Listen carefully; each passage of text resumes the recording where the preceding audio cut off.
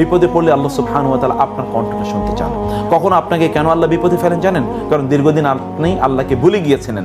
এই ভুলে যাওয়ার কারণে আল্লাহ সুবহানাহু ওয়া তাআলা আপনার আওয়াজটা আবার শুনতে চান। তুমি আবার আমাকে ডাকো, ইয়া রব, ইয়া রব বলে তুমি আমাকে ডাকো, ইয়া ইলাহি বলে তুমি আমাকে ডাকো, ইয়া রহমান, ইয়া রহিম বলে তুমি ডাকো। আমি তোমার ডাকে সরাইতে চাই। অনেকদিন তোমার ডাকটা আমি শুনতে পাই না, এই জন্য আমি তোমাকে বিপদে ফেলেছি। তুমি ডাকো আমাকে।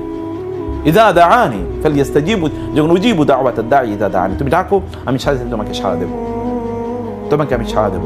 রাতের অন্ধকারে যখন আপনি কষ্টে আছেন, তখন আপনি বালিশের মধ্যে বালিশে শুয়ে শুয়ে অশ্রু না ফেলে সেজদায় দাঁড়িয়ে যান, আপনি সেজদায় লুটিয়ে পড়েন, নামাজে দাঁড়িয়ে যান, সেখানে 2 ফোঁটা চোখের পানি ফেলেন, অথবা আল্লাহর সামনে অন্যের কথা কষ্ট, অন্যের দেয়া কষ্টের কথা মনে করে আপনি চোখের পানি ওইভাবে না ফেলে আপনি যদি মহান আল্লাহ সুবহানাহুর কাছে আবেদন করতে গিয়ে ফেলেন, তাহলে আল্লাহ সুবহানাহু ওয়া তাআলা আপনার সকল প্রয়োজন মিটিয়ে দেবেন।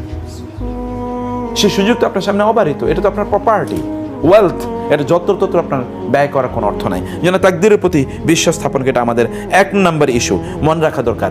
যা ঘটার তা ঘটবেই, এটাকে কেউ ঠেকাতে পারবে না, কারো পক্ষে ঠেকানো সম্ভব নয়। যা ঘটার তা ঘটবেই। রাসূলুল্লাহ সাল্লাল্লাহু আলাইহি ওয়াসাল্লাম সে কথা বলেছেন, ওয়ালাম আন্নামা আখতাআকা লাম ইয়াকুন লিয়ুসিবুক, যা ঘটবে তাকে তুমি কখনোই বাধা দিতে পারবে না।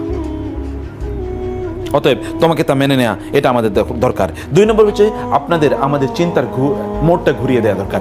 যেই জিনিসটা আমাকে পেরেশানিতে ফেলছে, সেই দিক থেকে আমার চিন্তার মোড়টা ঘুরিয়ে অন্য কোথাও আমাদের নিয়ে যাওয়া দরকার। যদি আমরা সেটা নিতে পারি, তাইলে কেবলমাত্র আমাদের দেখবেন যে আমাদের সমস্যার সমাধান হয়ে যাবে। রাসূলুল্লাহ সাল্লাল্লাহু আলাইহি ওয়াসাল্লাম বলেছেন, আপনাদেরকে এই কথা বলি, রাসূল সাল্লাল্লাহু আলাইহি ওয়াসাল্লাম বলেন, মান জাআলা হুমুমা হাম্মান ওয়াহিদান হাম্মা আখিরাতি কাফাহুল্লাহু হাম্মা দুনিয়াহু ওয়া মান তাশাআবাত বিহিল হুমুমু ফি আহওয়ালি দুনিয়া লাম ইউবারিল্লাহু ফি আইয়ি আওদিয়াতিন হালাকা।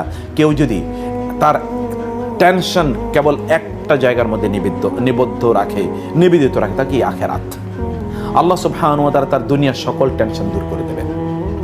যদি আখিরাত কেন্দ্রিক তার টেনশন থাকে, আর কেউ যদি কেবল দুনিয়া কেন্দ্রিক টেনশনে থাকে, তাহলে আল্লাহ সুবহানাহু ওয়া তাআলা এটাতে কোনো ভ্রুক্ষেপই করেন না। ও কোথায় গিয়া মারা গেল, কোথায় ধ্বংস হলো, আল্লাহ এটা ভ্রুক্ষেপই করেন। ফি আইয়ি আওদিয়াতিন হালাক, সে কোন ভ্যালি, কোন উপত্যকায়, কোন প্রান্তে, কোন পথে সে মারা পড়লো, এটা আল্লাহ সুবহানাহু ওয়া তাআলা এটাকে আল্লাহ ভ্রুক্ষেপই করেন না।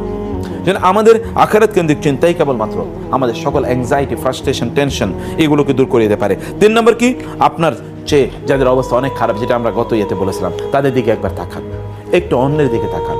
আপনি কমপক্ষে আপনার এমন একটা প্রপার্টি আছে, একজন সালাফের কাছে একজন ব্যক্তি এসে বললেন যে আমার তো কোনো টাকা পয়সা নেই, আমার কিছু ভিক্ষা দেন। বলে ঠিক আছে, ভালো কথা, তোমার কোনো কিছুই নাই? বলে না, কিছুই নাই। বলে আচ্ছা ঠিক আছে ভাই, তোমার চোখ 2টা আমাকে দিয়ে দাও, আমি তোমার 1 লাখ টাকা দেবো। বলে এটা কোনো কথা বললেন?